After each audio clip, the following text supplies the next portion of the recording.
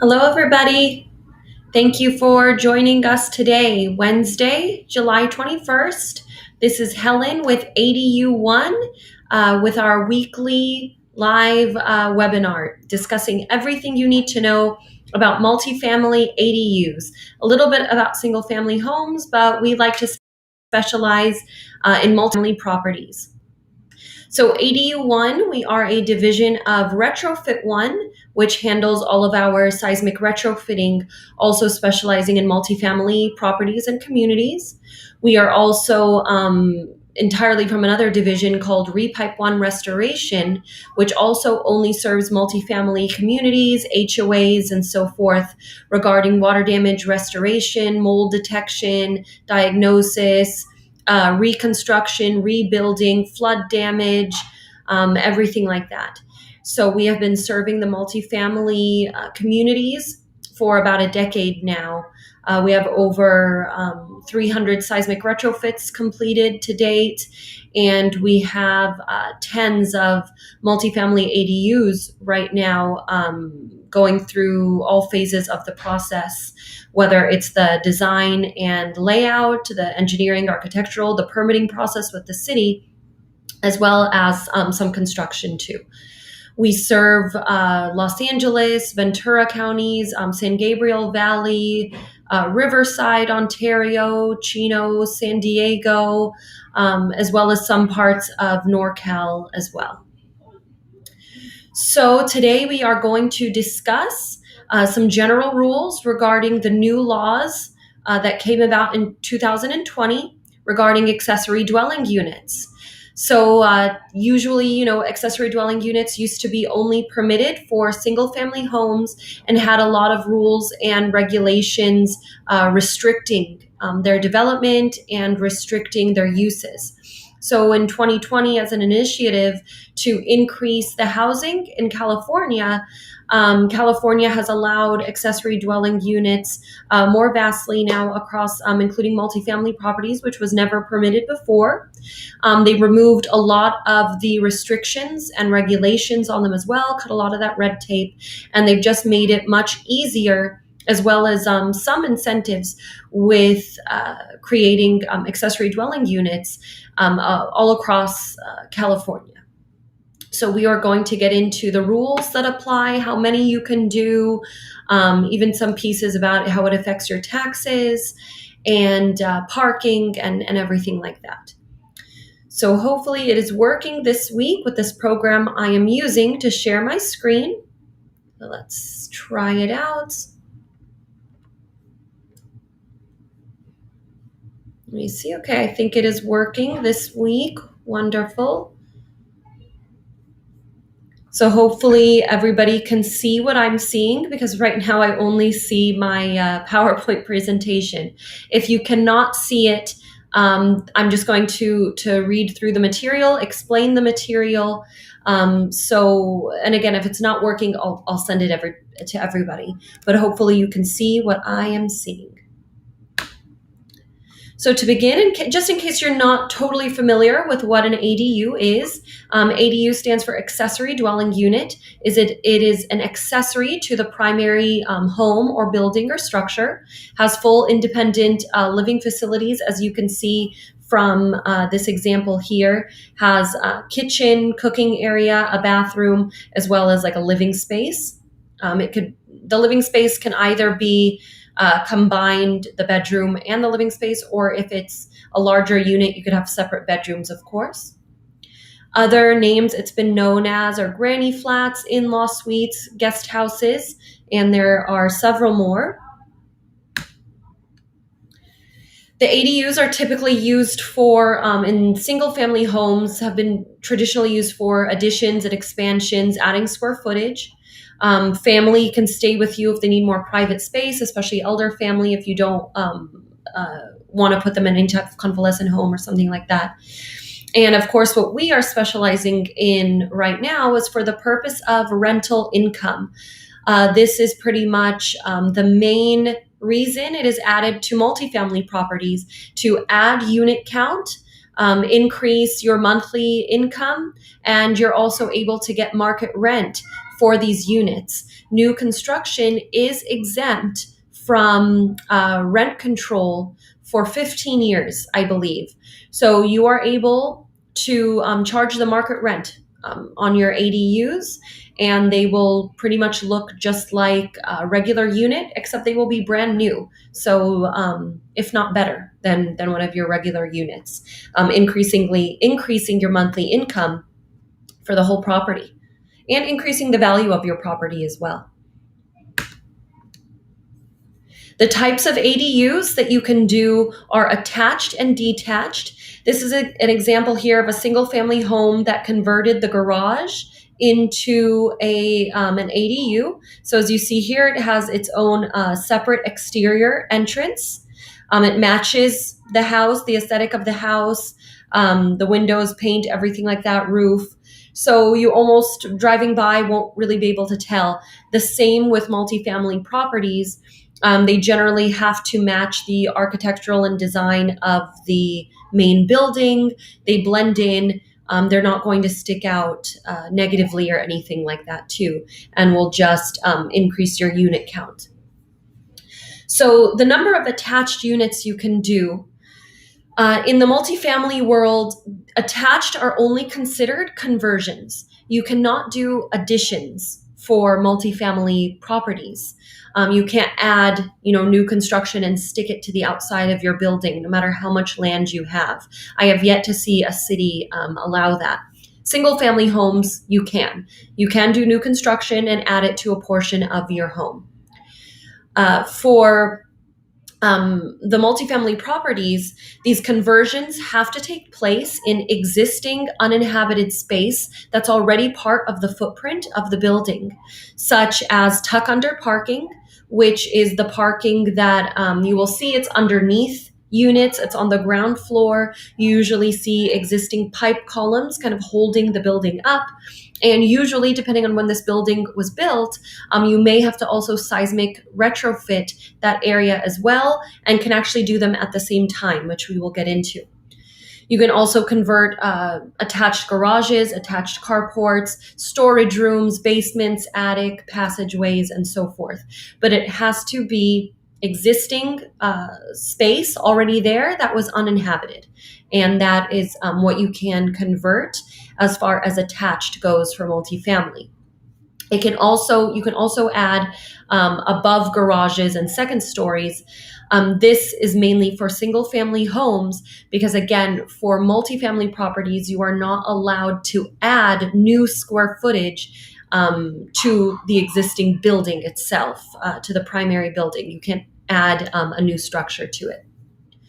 For detached, this is the same for both. It can be conversions or ground up new construction. You can convert garages, carports, storage rooms, sheds, and so forth. It can also, for detached, for both single family and multifamily, can go on top of garages and carports if your city allows it and if the height limits permit it. Here's an example of a detached ADU. It's away from the primary structure, whether it's a single family home or multifamily property. How many ADUs can you add? So the rule for multifamily properties in most cities is at least one unit. So if you have a duplex, a triplex, a fourplex, you can still add one attached ADU. And again, attached for multifamily is within the conversion rule. So if it's part of the existing footprint, you can always add at least one and up to 25% of the existing number of units.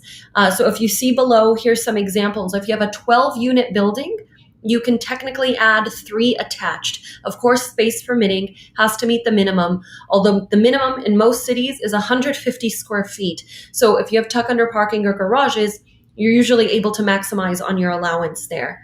That is, of course, if you are okay with 150 square feet. Some cities require about 220 square foot minimums.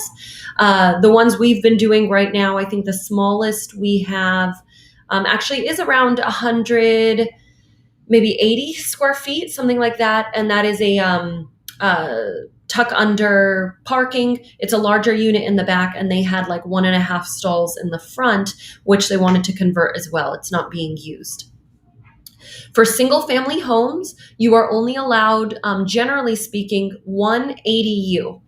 And if the home is owner occupied, so if the owner lives there, you are then also allowed what's called a junior ADU. The junior ADU, you are capped at maximum 500 square feet, and it also has to be part of the main home. It can't be detached or new construction outside or anything like that. It has to be part of the home. Most cities allow it, though, to be a conversion of an attached garage. Otherwise, if you don't have an attached garage, it has to be just part of the existing house. If you have a master bedroom you want to partition off and put some walls and an exterior entrance, you can. It does require, though, some type of efficiency kitchen at least inside. So that will have to get added. So here are other examples. If you have a 20-unit building, you can do 5 attached. If you have 18 units, you can do 4 attached, and so forth. For detached, multifamily properties can do up to 2 detached units in addition to the 25% or the at least 1 attached. And the asterisk is there because this depends if your city allows both. Under the California state law, the cities do not have to allow both configurations, but they have to at least allow 1 ADU on the property. So most cities, luckily, do allow both configurations. The cities that do not allow both that we've come across so far are Santa Clarita, Torrance, Long Beach, La Habra, Costa Mesa, Glendale, and I'm sure there's more, especially as ordinances are being added throughout the state. And as mentioned before, your detached can also be on top of existing garages or carports. If you just have an open lot with uncovered spots, I believe if that is the only area that you can do an ADU, you are typically allowed at least 1 in that area if it takes away the uncovered parking. In Los Angeles, for example, and most cities, if you want to maximize on your 2 detached, and you only have uncovered parking spots that are part of the requirements for the primary building, we can construct a 2-story building. Now you would be getting like a duplex that is a carport underneath and the 2 units on top. So that way you preserve parking. On occasion, you may lose 1 spot depending on the layout, and that is due to the stairway because the stairways are not allowed to be within the side or rear setbacks. Sometimes we are able to redesign the parking layout to relocate the parking spot that the stairway is taken. So it really depends on the property. For single family homes, you are still only allowed the maximum one ADU, and that can be attached or detached. If you are just planning to rent everything and not living there, that is all you are permitted to do. But again, if it is owner occupied and the owner is either living in the home or the junior ADU, that's when you can also do an additional junior ADU up to 500 square feet. The other note regarding being on top of garages or carports is regarding if the city allows 2 stories. Some cities, such as West Hollywood and Glendale, do not allow 2 stories. There are definitely much more, but those were the ones that first popped in my head. So it really depends, again, if your city allows it, if the height limit allows it, and so forth. I mentioned earlier that some areas such as this in the picture here, this is the tuck under parking. If you can see my cursor, hopefully you're even seeing this PowerPoint presentation, but this is tuck under parking. The parking are underneath these units above. In this case, this is a building in Westwood that we seismically retrofitted. This is a steel moment frame being affixed to the exterior of the building. There's also a lot of foundation work going on here. The moment frame is going to be sitting inside of a steel rebar cage called a grade beam, which then also gets filled with concrete. And the seismic retrofitting is here for earthquake. It absorbs the lateral force of an earthquake. So that way it absorbs more than the building does. It helps the building be safer. What we're able to do, if your building is required to do retrofitting, we can combine it at the same time, because all of the steel gets lathed and stuccoed anyways, so it kind of gets camoed with the entire building. If we don't have to use steel, we can use what's called shear walls. And the shear walls would be incorporated within the enclosure. If we were to convert these tuck under parking spots into units, we could incorporate the shear walls or any other seismic retrofitting elements within the enclosure and within the walls. So that way you meet your retrofitting requirements, as well as get new units at the same time. So this is just a great way. I know there's a lot of property owners that, are obviously unhappy with having to seismically retrofit their building, or they just don't want to, although you have to. It is for safety reasons, for the tenants and residents, as well as just to protect your asset in case of an earthquake.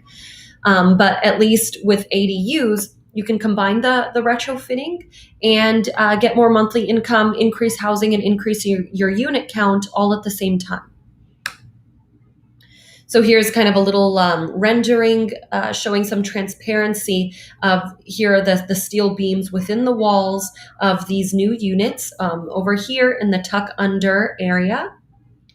And this was based off of a property we were proposing and are working with.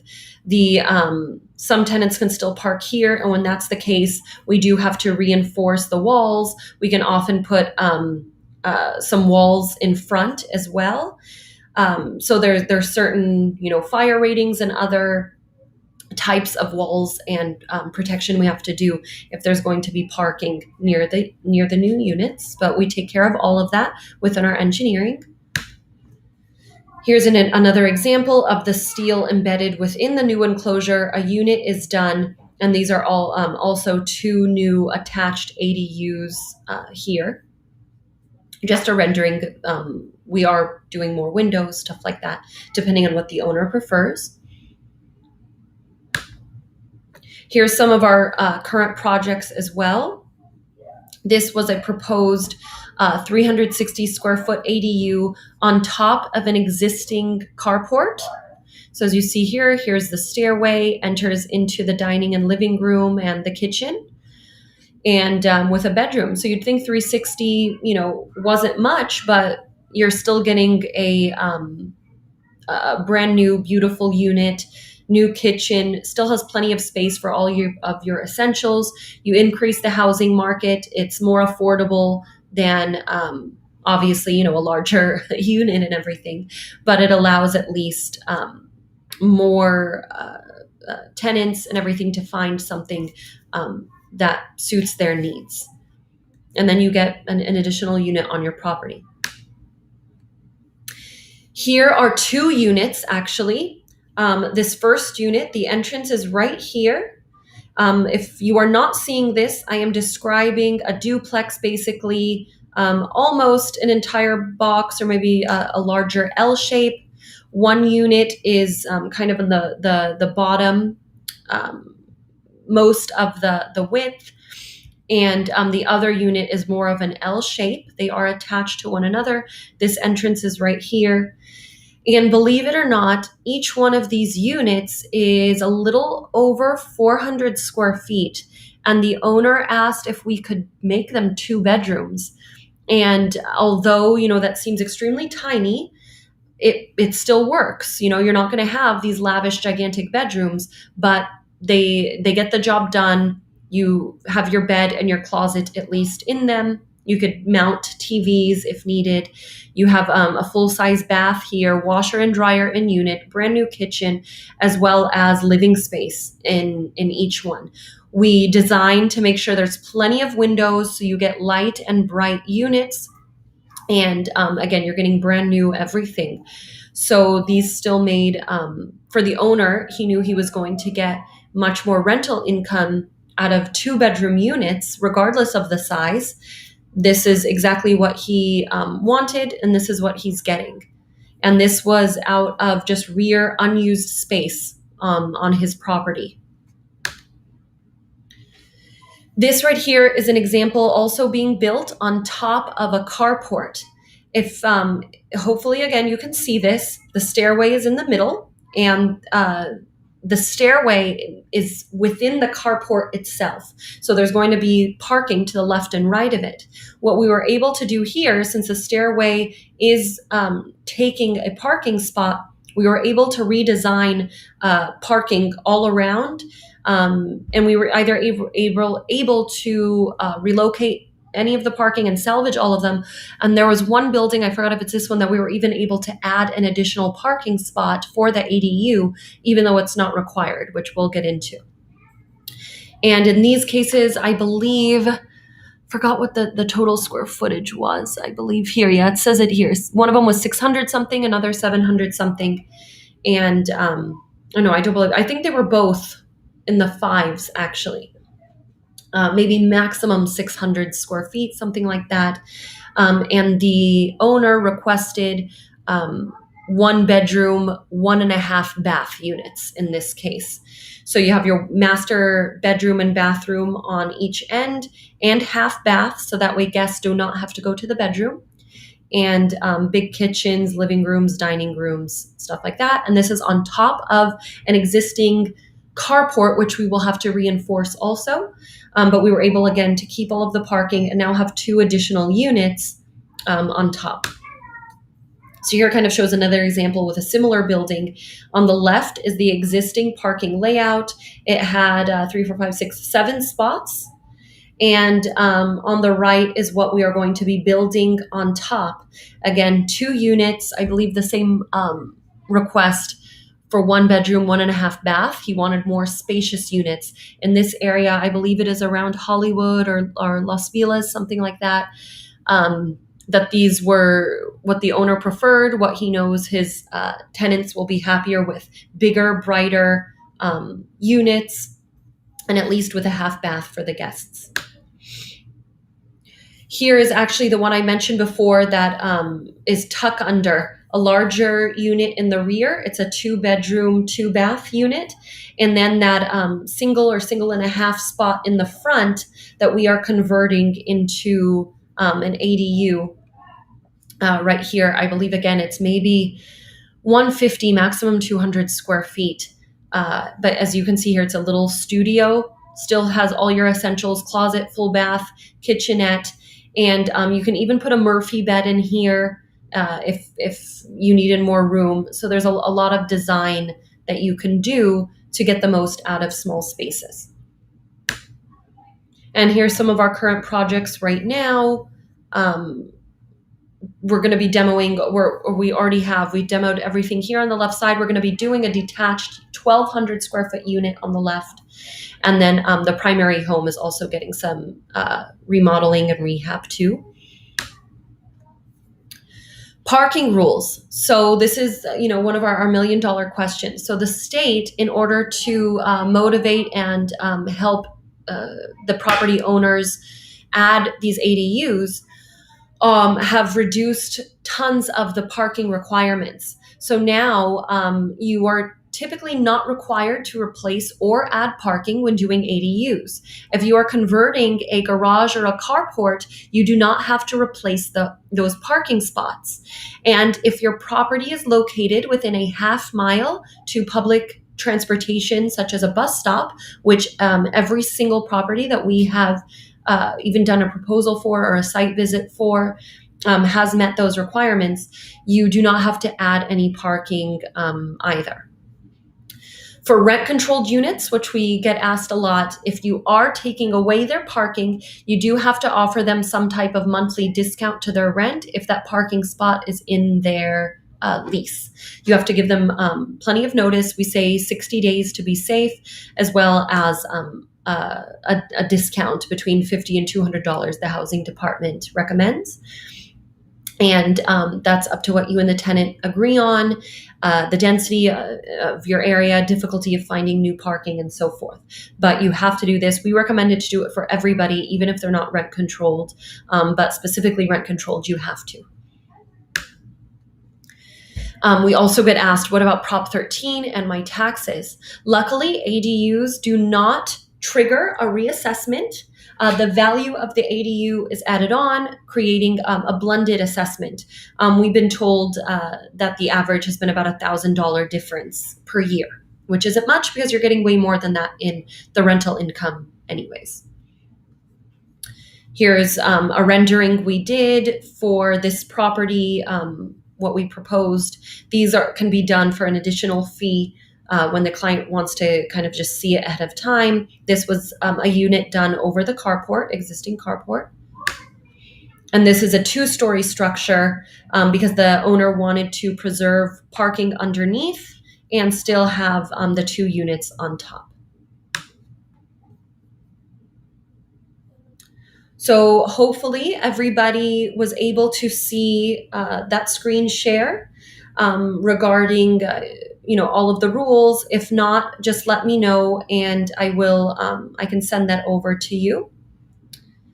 Let's see. So now I'm able to go through the chat. Let's see. Is retrofitting expensive? So it pretty much is. The retrofitting, the minimum jobs are really $40,000 to $50,000, and you're getting nothing monetary in return. You, of course, are meeting your city's requirements and protecting your tenants as much as you have to and can, and increasing their safety, which is invaluable. However, monetarily, you are not getting anything back. And those are just if you need one column or a shear wall or something. The average retrofit is, $70,000 to $90,000. So it makes a lot of sense to invest that $70,000 to $90,000 plus into an ADU instead. Prices, vary per project. So please contact us because we don't just do, as you saw from our examples, we don't just do one ADU and everybody gets it. They are individualized to the property and to the owner's requests and specifications. So just let us know and we can meet in our office or we can meet at the property or both to see what your feasibility is and how much everything would cost. And if you do have to retrofit, we can combine those at the same time. If you've already retrofitted, no problem. We can still do ADUs. If you don't need to retrofit at all, no problem either. You can still do ADUs. To contact us, you can visit our website, www.apartmentadu.com, apartmentadu.com. You can call our office at 1-866-NEW ADU1. That's 866-639-2381, 866-639-2381, or email us at info@adu-1.com. That's info@adu-1.com. I will type all of this in the chat. Hopefully you guys can see it. And just feel free to reach out to us, give us a call, email us. We have more videos on our YouTube channel discussing all the rules. We are, our headquarters are located in Tarzana. We also have an office in South OC. We also serve NorCal again. We have some teams up there. As far as our services go, we provide the engineering and architectural design. We do all of that, the layouts, the mechanical, electrical, plumbing plans if needed, Title 24, whatever plans are needed with the city, we handle. We also provide all of the permitting process. So you don't have to worry about the city at all. We submit plans, we deal with the plan checker, all of the city requirements, the back and forth. We take care of all of that. And during the layout and design phase, we work with the owner in order to get a set of plans, layout, and design that the owner approves. So if there are any feasible tweaks, revisions that you need from what we first show you, we work with you back and forth until you're satisfied. And then we only submit the set of plans that the owner approves. And then the whole plan check design period takes at least 4 to 6 months. And that's because there's the design period and working with the owner about, I'd say 4 to 6 weeks, if not a little longer in case the owner's picky, which is fine. We get it. We'll work with you to get those done. And then the plan check phase with the city can take anywhere between 2 to 6 months. It really depends on the plan checker and the city and if they're behind and all of that stuff. And yes, although they are required to do it in 60 days, from my understanding, the 60 days restarts from their first set of corrections. But again, we take care of all of that. We handle that entire permitting process. And then, of course, we offer the full scope construction as well. And we typically include your finishes and fixtures, such as flooring, bathrooms, cabinets, countertops, tubs, toilets, sinks, faucets, lighting, all your finishes and fixtures too. And we're a family owned and operated business. We provide honesty, reliability from start to finish. What you sign and see is what you get. Someone here is, let me see, asking, how's the bill from Agla and Casita going to increase the height restriction? I'll say 20. Yeah, so they are all in the process right now. I wasn't sure if it was fully public information, but there are some teams right now working towards increasing that height limit. So what happened was the state, when they passed their law and amended everything, they said no city can make the height limit less than 16. Unfortunately, most cities took that as, okay, the height limit is 16 feet, which when you want comfortable height, limit at least 8.5 feet, about a foot for the subfloor in between, and then a second story, that's already past 16 feet. Or if you want a pitched roof or something like that. So it's been really restricting either building on top of garages and carports, or making it more expensive if we have to excavate and go down. So Casita Coalition and AGLA, they are working hard to at least get that minimum increased. We don't have any updates as of yet if that's going to pass. I have a strong feeling it will. Some cities already have, such as Burbank and Santa Monica. Their height limits are 20-something, like 24, 25 feet. La Habra actually are currently working on it right now to increase their height limit. And many cities defer to what your zoning's height limit is. I believe some areas of San Diego, some parts of Riverside, and then as mentioned, Burbank, Santa Monica, and La Habra are already ahead of the game with these height limits and making it more motivating. But as far as across the board, we have yet to hear a result. But they are working hard on helping with the height limit. So I believe that is all for today. If there are any other questions, just let me know. If not, again, please reach out to us at info@adu-1.com, apartmentadu.com, or give us a call. I will put the number 1-866-639-2381, which is 866-NEW-ADU1. Thank you all for joining us. Give us a call if you would like a land use analysis, or to meet in our Tarzana office if you would like to see some materials, some samples, or we can meet on site to go over everything for your property. So thank you so much, guys. That's all for today, and see you next time.